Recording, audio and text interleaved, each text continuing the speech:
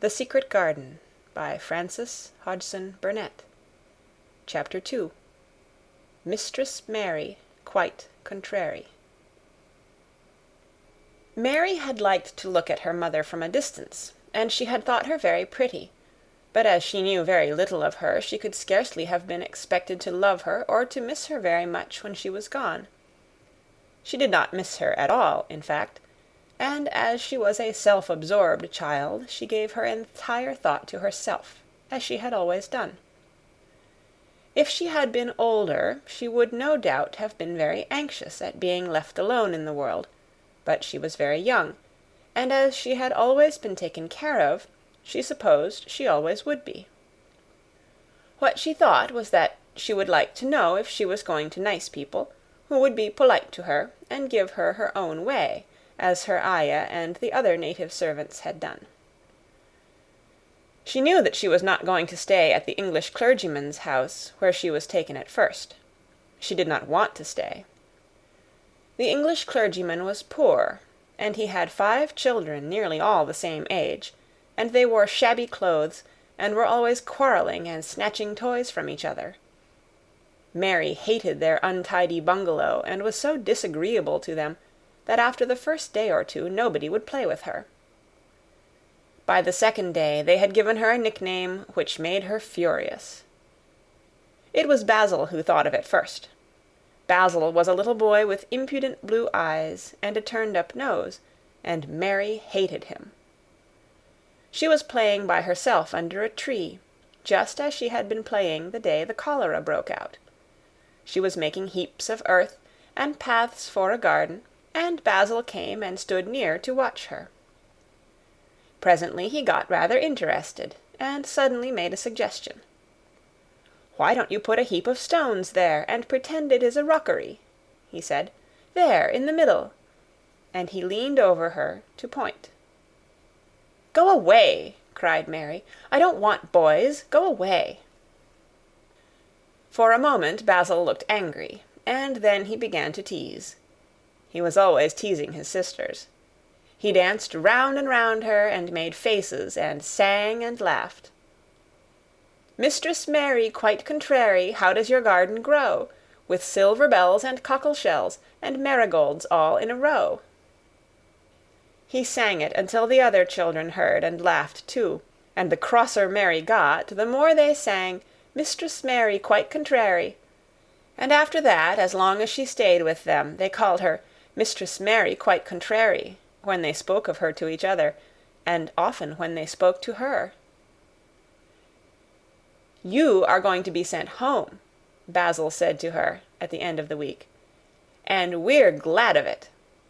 "I am glad of it too," answered Mary. "Where is home?" "She doesn't know where home is," said Basil, with 7-year-old scorn. "It's England, of course. Our grandmamma lives there, and our sister Mabel was sent to her last year. You are not going to your grandmamma. You have none. You are going to your uncle. His name is Mr. Archibald Craven." "I don't know anything about him," snapped Mary. "I know you don't," Basil answered. "You don't know anything. Girls never do. I heard father and mother talking about him. He lives in a great, big, desolate old house in the country, and no one goes near him. He's so cross he won't let them, and they wouldn't come if he would let them. He's a hunchback, and he's horrid." "I don't believe you," said Mary, and she turned her back and stuck her fingers in her ears, because she would not listen any more. But she thought over it a great deal afterward, and when Mrs. Crawford told her that night that she was going to sail away to England in a few days and go to her uncle, Mr. Archibald Craven, who lived at Misselthwaite Manor, she looked so stony and stubbornly uninterested that they did not know what to think about her. They tried to be kind to her, but she only turned her face away when Mrs. Crawford attempted to kiss her, and held herself stiffly when Mr. Crawford patted her shoulder. "She is such a plain child," Mrs. Crawford said pityingly afterward. "And her mother was such a pretty creature. She had a very pretty manner, too, and Mary has the most unattractive ways I ever saw in a child. The children call her Mistress Mary quite contrary, and, though it's naughty of them, one can't help understanding it." Perhaps if her mother had carried her pretty face and her pretty manners oftener into the nursery, Mary might have learned some pretty ways too. It is very sad, now the poor beautiful thing is gone, to remember that many people never even knew that she had a child at all. "I believe she scarcely ever looked at her," sighed Mrs. Crawford. "When her ayah was dead, there was no one to give a thought to the little thing. Think of the servants running away and leaving her all alone in that deserted bungalow. Colonel McGrew said he nearly jumped out of his skin when he opened the door and found her standing by herself in the middle of the room." Mary made the long voyage to England under the care of an officer's wife, who was taking her children to leave them in a boarding school. She was very much absorbed in her own little boy and girl, and was rather glad to hand the child over to the woman Mr. Archibald Craven sent to meet her in London.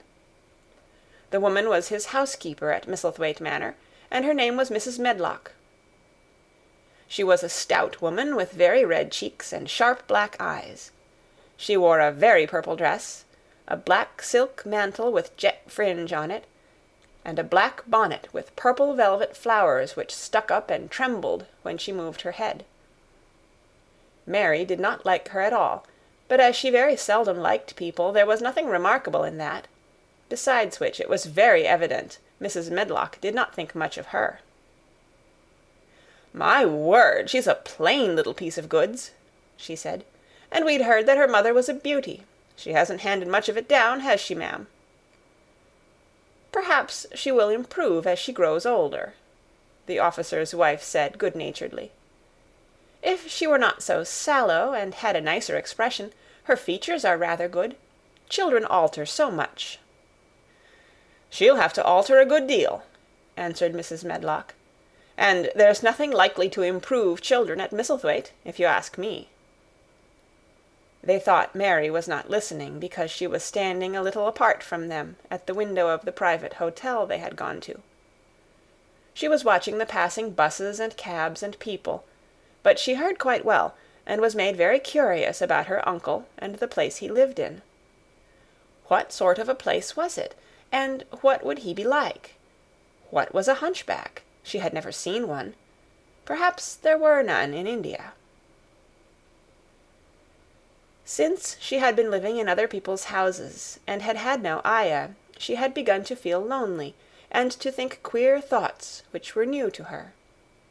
She had begun to wonder why she had never seemed to belong to anyone, even when her father and mother had been alive. Other children seemed to belong to their fathers and mothers, but she had never seemed to really be anyone's little girl. She had had servants, and food and clothes, but no one had taken any notice of her. She did not know that this was because she was a disagreeable child, but then, of course, she did not know she was disagreeable. She often thought that other people were, but she did not know that she was so herself. She thought Mrs. Medlock the most disagreeable person she had ever seen, with her common, highly-coloured face and her common fine bonnet. When the next day they set out on their journey to Yorkshire, she walked through the station to the railway carriage with her head up and trying to keep as far away from her as she could, because she did not want to seem to belong to her. It would have made her angry to think people imagined she was her little girl. But Mrs. Medlock was not in the least disturbed by her and her thoughts. She was the kind of woman who would stand no nonsense from young ones. At least, that is what she would have said if she had been asked. She had not wanted to go to London just when her sister Maria's daughter was going to be married, but she had a comfortable, well-paid place as housekeeper at Misselthwaite Manor, and the only way in which she could keep it was to do at once what Mr. Archibald Craven told her to do. She never dared even to ask a question. "Captain Lennox and his wife died of the cholera," Mr. Craven had said in his short, cold way. "Captain Lennox was my wife's brother, and I am their daughter's guardian. The child is to be brought here. You must go to London and bring her yourself." So she packed her small trunk and made the journey. Mary sat in her corner of the railway carriage and looked plain and fretful. She had nothing to read or to look at, and she had folded her thin little black-gloved hands in her lap. Her black dress made her look yellower than ever, and her limp light hair straggled from under her black crape hat. "A more marred-looking young one I never saw in my life," Mrs. Medlock thought. Marred is a Yorkshire word, and means spoiled and pettish. She had never seen a child who sat so still without doing anything, and at last she got tired of watching her, and began to talk in a brisk, hard voice. "I suppose I may as well tell you something about where you are going to," she said. "Do you know anything about your uncle?" "No," said Mary. "Never heard your father and mother talk about him?" "No," said Mary, frowning. She frowned because she remembered that her father and mother had never talked to her about anything in particular. Certainly they had never told her things. "Humph!" muttered Mrs. Medlock, staring at her queer, unresponsive little face. She did not say any more for a few moments, and then she began again. "I suppose you might as well be told something, to prepare you. You are going to a queer place." Mary said nothing at all, and Mrs. Medlock looked rather discomfited by her apparent indifference. But, after taking a breath, she went on. "Not but that it's a grand big place in a gloomy way, and Mr. Craven's proud of it in his way, and that's gloomy enough too. The house is 600 years old, and it's on the edge of the moor, and there's near 100 rooms in it, though most of them shut up and locked. And there's pictures and fine old furniture and things that's been there for ages, and there's a big park round it, and gardens and trees with branches trailing to the ground, some of them." She paused and took another breath. "But there's nothing else," she ended suddenly. Mary had begun to listen in spite of herself. It all sounded so unlike India, and anything new rather attracted her. But she did not intend to look as if she were interested. That was one of her unhappy, disagreeable ways. So she sat still. "Well," said Mrs. Medlock, "what do you think of it?" "Nothing," she answered. "I know nothing about such places." That made Mrs. Medlock laugh a short sort of laugh. "Eh," she said, "but you are like an old woman. Don't you care?" "It doesn't matter," said Mary, "whether I care or not." "You are right enough there," said Mrs. Medlock. "It doesn't. What you're to be kept at Misselthwaite Manor for I don't know, unless because it's the easiest way. He's not going to trouble himself about you, that's sure and certain. He never troubles himself about no one." She stopped herself as if she had just remembered something in time. "He's got a crooked back," she said. "That set him wrong. He was a sour young man, and got no good of all his money and big place till he was married." Mary's eyes turned toward her in spite of her intention not to seem to care. She had never thought of the hunchback's being married, and she was a trifle surprised. Mrs. Medlock saw this, and as she was a talkative woman, she continued with more interest. This was one way of passing some of the time, at any rate. She was a sweet, pretty thing, and he'd have walked the world over to get her a blade o' grass she wanted. Nobody thought she'd marry him, but she did, and people said she married him for his money. But she didn't. She didn't. Positively. When she died... Mary gave a little involuntary jump. "Oh, did she die?" she exclaimed, quite without meaning to.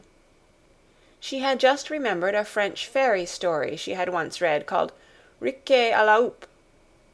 It had been about a poor hunchback and a beautiful princess, and it had made her suddenly sorry for Mr. Archibald Craven. "Yes, she died," Mrs. Medlock answered, "and it made him queerer than ever. He cares about nobody. He won't see people. Most of the time he goes away, and when he is at Misselthwaite he shuts himself up in the west wing, and won't let anyone but Pitcher see him. Pitcher's an old fellow, but he took care of him when he was a child, and he knows his ways." It sounded like something in a book, and it did not make Mary feel cheerful. A house with 100 rooms, nearly all shut up and with their doors locked, a house on the edge of a moor, whatsoever a moor was, sounded dreary. A man with a crooked back who shut himself up also. She stared out of the window with her lips pinched together, and it seemed quite natural that the rain should have begun to pour down in grey slanting lines, and splash and stream down the window panes. If the pretty wife had been alive, she might have made things cheerful, by being something like her own mother, and by running in and out, and going to parties, as she had done in frocks full of lace. But she was not there any more. "You needn't expect to see him, because 10 to 1 you won't," said Mrs. Medlock. "And you mustn't expect that there will be people to talk to you. You will have to play about and look after yourself. You'll be told what rooms you can go into and what rooms you're to keep out of. There's gardens enough. But when you're in the house, don't go wandering and poking about. Mr. Craven won't have it." "I shall not want to go poking about," said sour little Mary, and just as suddenly as she had begun to be rather sorry for Mr. Archibald Craven, she began to cease to be sorry, and to think he was unpleasant enough to deserve all that had happened to him. And she turned her face toward the streaming panes of the window of the railway carriage, and gazed out at the grey rainstorm, which looked as if it would go on for ever and ever. She watched it so long and steadily that the greyness grew heavier and heavier before her eyes, and she fell asleep. End of Chapter 2.